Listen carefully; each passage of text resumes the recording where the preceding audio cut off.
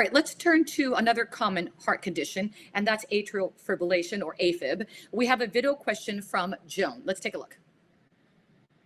I've been diagnosed with AFib about 7 years ago.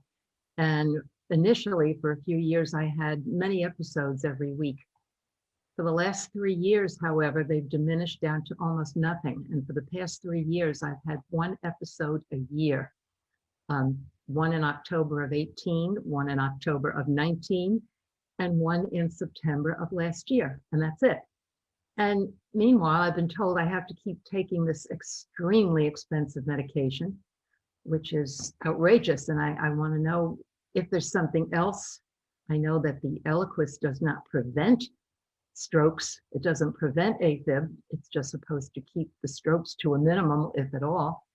But I want to know why I'm taking it if I have one episode a year and paying billions of dollars every month for the medication. Thank you, Joan. Doctor, what do you think? Yeah, thank you, Joan, for that question. It's an excellent question. It's a common question I deal with on a daily basis in my practice. AFib is very common we're seeing more and more AFib these days than ever before, particularly as the population ages and other sorts of reasons. So an AFib is, there's multiple issues with AFib. It's a heart arrhythmia or an irregular heart rhythm that can occur, causes people to have symptoms and feel unwell, but it also has this risk of stroke. The problem with the AFib is, even if you can reduce your AFib episodes to a minimum, even if you undergo procedures to treat the AFib, there are procedures called ablations and other medicines we can use to completely suppress the AFib.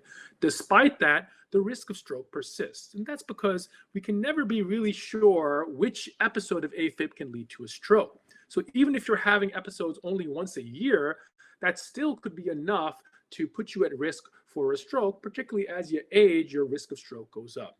So it's difficult to convince folks to take a potentially toxic medication that can cause bleeding and expensive to prevent something that hasn't happened yet.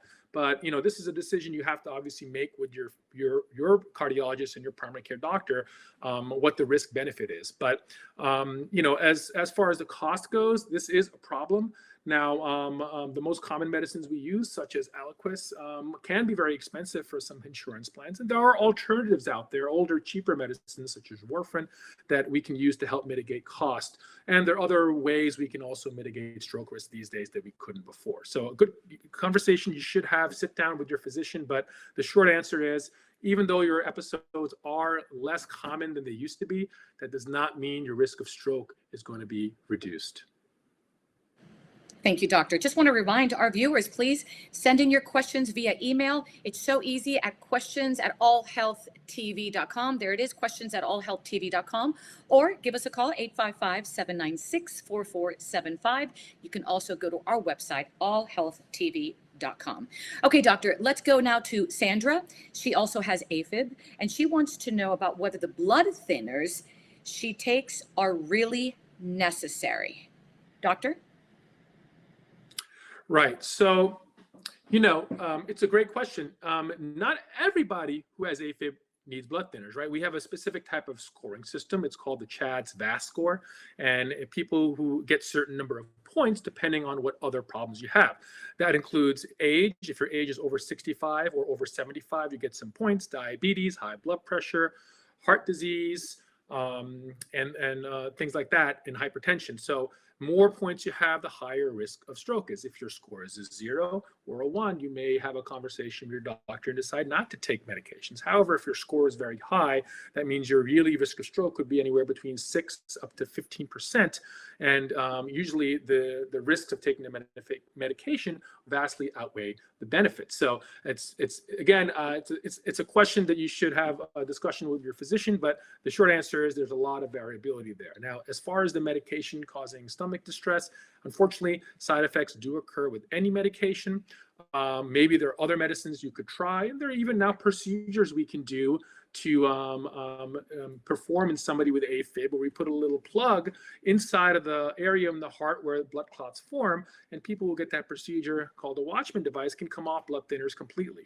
Nice thing is we live in an era where there's a lot of innovation, new medications, new procedures. So I would always ask questions and keep on the ball, but you certainly don't want to mess around with the stroke risk. And doctor, I wanted to ask you a question that I got from a viewer. Is AFib the #1 cause of stroke?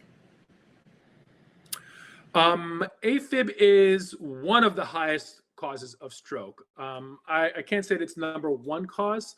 I actually don't know exactly where it fesses up in terms of ischemic and hemorrhagic strokes, etc. But it's a major cause. Probably one of the top 2, if not #1, #2 cause of strokes in the United States. All right, we have more questions, but I do want to remind our viewers, please send in your questions. Here's the information via email at questions@allhealthtv.com. That's questions@allhealthtv.com. Check out our phone number. Give us a call, 855-796-4475, or go to our website, allhealthtv.com. I have a question here, doctor, and it's regarding high cholesterol, which is extremely common, shall we say. Joan wants to know if she can lower her cholesterol through lifestyle. That's a great question. Absolutely. So, unfortunately, in the United States, we live in a society which has a very big problem with obesity, a big problem with unhealthy diet and lifestyle. So, we're seeing these sorts of issues around the board. No matter what medications we prescribe as physicians to anybody to treat high cholesterol, the cornerstone of therapy is going to be lifestyle, exercise, and diet. So that is super important, okay?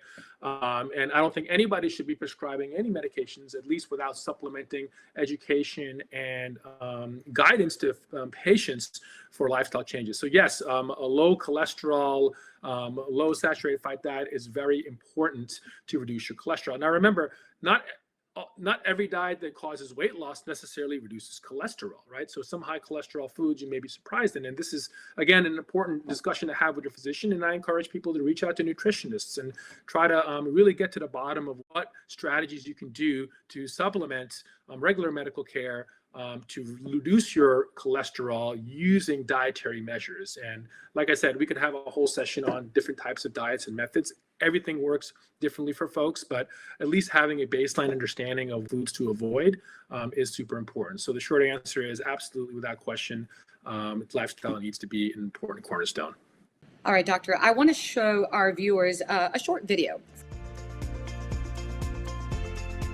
I'm an advocate of being healthy and eating right now. And I think what motivates me the most is my 4 kids. I want to be able to see them grow up, go to college, have their own family. And me passing down this eating right and the healthy lifestyle, and they're passing that on to their kids. So I think that's my biggest motivation, just watching my kids grow up and showing a good example.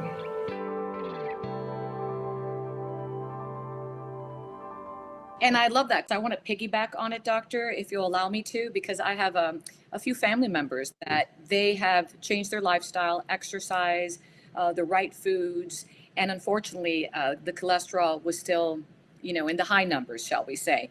And bottom line, it can also be genetic, correct, doctor? The predisposition? Absolutely, right? So there's 2 reasons you can have high cholesterol. One is genetics and other comorbidities, and of course, diet. So, and there's some folks who have genetically predisposition to very high cholesterol, and they could be vegans and be perfect weight and run every day, but still have very high cholesterol. So that's why a lot of times lifestyle is not enough in itself, right? So there's that faction of people who get high cholesterol because of their lifestyle and diet choices, but then there's that faction of people who have stuck with bad genetics, and there's everybody in between.